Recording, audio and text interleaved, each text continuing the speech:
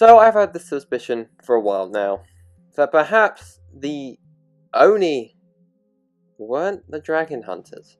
And in the most recent episode that was not linked, hopefully LEGO doesn't kill my channel here, it's been revealed that they are indeed not Oni.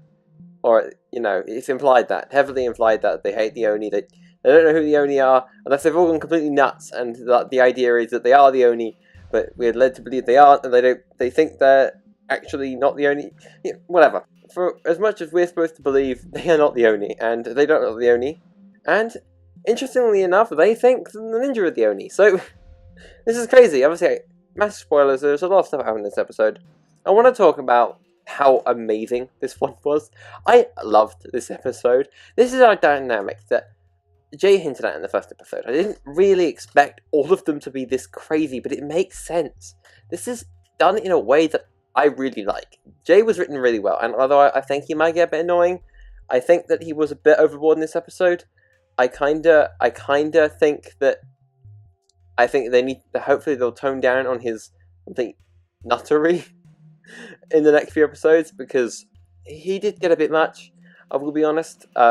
It was nice in the beginning, scenes though, and I love the performance. It's very, very, very, very convincing, and obviously the Oni, this whole Oni thing, it's crazy, because we're on this massive goose chase here in the community as well.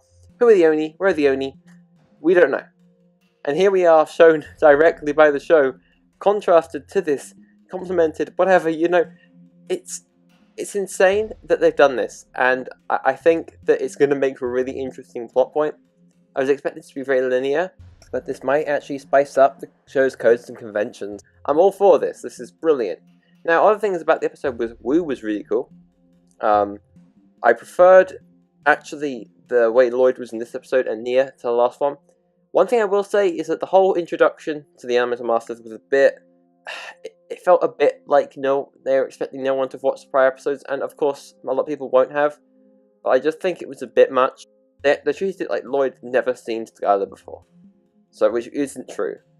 Skylar was actually a big part of Hands of Time as well for a little while, so it is a bit of an issue there. But I think a little bit of a theory Tommy and Drayson sort of proposed in my mind anyway. The timelines weren't exactly as linear and straightforward as we had assumed, and this possibly could be taking place in a different version of events, if that makes sense. Like, they can mess around with the continuity, because they can, they can, and that isn't against it, but this could be a bit edited to fit, rather than, so to speak, organically grown. I love the dynamic here. I was really worried about how this was going to turn out, but I think it's been done wonderfully. It's getting late here, though, so I do have to make this one a short one.